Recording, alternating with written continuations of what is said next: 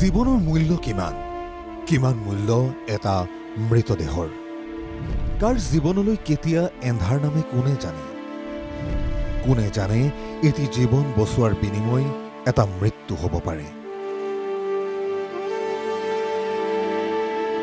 মঙ্গলদৈৰ মিলনপুৰৰ এই ঘৰখনত এতিয়া শোকৰ ধুমুহা। ঘৰখনৰ মানুহখিনি আত্মীয় স্বজন প্ৰতিবেশী সকলোৰে অসহায় অৱস্থা। মুখ হৈ পৰিছে সকলো। এই ঘৰখনৰ পৰাই এই মানুহগৰাকীৰ চিকিৎসাৰ বাবে লৈ যোৱা হৈছিল দিল্লীলৈ। লগত পুত্ৰ ধ্ৰুৱজ্যোতি নাথ।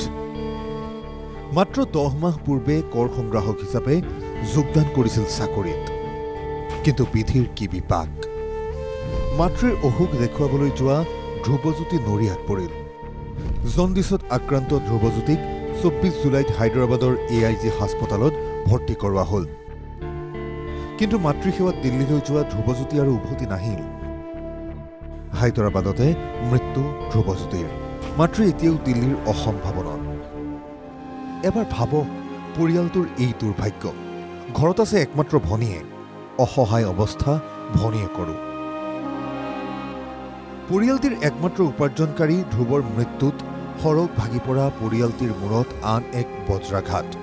মৃতদেহ এতিয়াও হায়দৰাবাদৰ চিকিৎসালয়তে। কাৰণ হাস্পতালৰ পৰা মৃতদেহ মোকলাই আনিবলৈ লাগে প্ৰায় টকা 4 লাখ। নিৰুপায় সকলো। আৰ্থিকভাৱে আমি গোটেই জুৰুলা হৈ গৈছোঁ। যিহেতু তেওঁৱে আমাৰ ঘৰখনৰ উপাৰ্জনকাৰী আছিল, এতিয়া তেওঁৱে নোহোৱা হৈ গ'ল। আৰু দুয়োজনে মাৰহে বেমাৰ দেখাব গৈছিল। তেওঁ আচলতে মাৰ বেমাৰ দেখাব যায় যাতে তেওঁ জণ্ডিছত আক্ৰান্ত হৈ হায়দৰাবাদৰ AIGত তেওঁ ভৰ্তি হৈছে। তাতে তেওঁৰ মৃত্যু ঘটে। এতিয়া তেওঁৰ ডেড বডিটো আমি আনিব পৰা নাই। জুনৰ 5 তাৰিখে দিল্লীত মাতৃক কেঞ্চাৰ ৰোগৰ চিকিৎসা কৰাবলৈ গৈছিল পুত্ৰ। কিন্তু তাৰ মাজতে নৰিয়াত পৰিল ধ্ৰুৱজ্যোতি নাথ। মৃত ধ্ৰুৱজ্যোতিৰ মৃতদেহটো নিজৰ ঘৰলৈ অনাৰ ক্ষেত্ৰত সহযোগিতা আগবঢ়াবলৈ চৰকাৰ প্ৰশাসনক কাটৰ আহ্বান ঘৰখনত থকা ভনীয়েকৰ। তাৰবাবে মাকো আনিব পৰা নাই। সেইকাৰণে আমি অসম চৰকাৰৰ ওচৰত অনুৰোধ জনাইছোঁ যাতে তেওঁৰ মৃতদেহটো আমাৰ ঘৰখনত আনি দিয়ে আৰু মাকো জানো আনাৰ আমাক ব্যৱস্থা কৰি দিয়ে। এতিয়ালৈ আমি গম পোৱা নাই। কালি অনুমানিক এওঁ কৈছিলে যে 4 লাখ হৈ যাব পাৰে বুলি কৈছিলে। সম্ভৱ নহয়, আমি কোনো পধ্যে সক্ষম নহয়। কাৰণ একমাত্ৰ উপাৰ্জনকাৰী তেওঁৱে আছিল। আৰু যিখিনি আমাৰ মাৰ লগত আমাৰ গোটেইখিনি অলৰেডি খৰচ হৈছিল। আৰু তাৰ যিখিনি অকণমান আছিল তাৰ লগতো যিখিনি অনা নিয়া কৰি থাকোঁতে সেইখিনিও খৰচ হৈছে। এতিয়া কোনো প্ৰকাৰে আনিব পৰা ব্যৱস্থা নাই আমাৰ হাতত।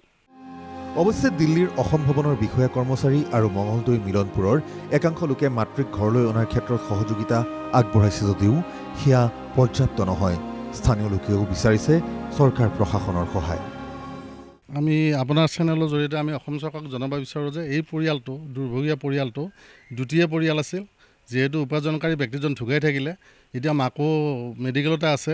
গতিকে অসম চৰকাৰক আমাৰ মাননীয় মুখ্যমন্ত্ৰী মহোদয়ক অনুৰোধ জনাম যে অসম চৰকাৰে আমাৰ এই পৰিয়ালটো দুৰ্ভগীয়া পৰিয়ালটোক অনাৰ ব্যৱস্থা কৰি দিয়ে। আৰু মেডিকেলৰ যিটো বিল হৈছে এওঁলোকে দিব পৰা কোনো সমৰ্থ নাই। গতিকে অসম চৰকাৰৰ ফালে যেনেকৈ যি পৰ্যায়ত পাৰি এই পৰিয়ালটোৰ মানুহখিনি অনাৰ ব্যৱস্থা কৰিব লাগে। জনাই জানিছে, শুনাই হুমুনিয়াহ কাঢ়িছে।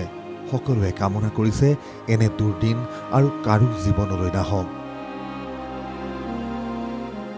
মঙ্গলদৈৰ পৰা লক্ষীনন্দন কলিতা ৰিপৰ্ট NKTV+।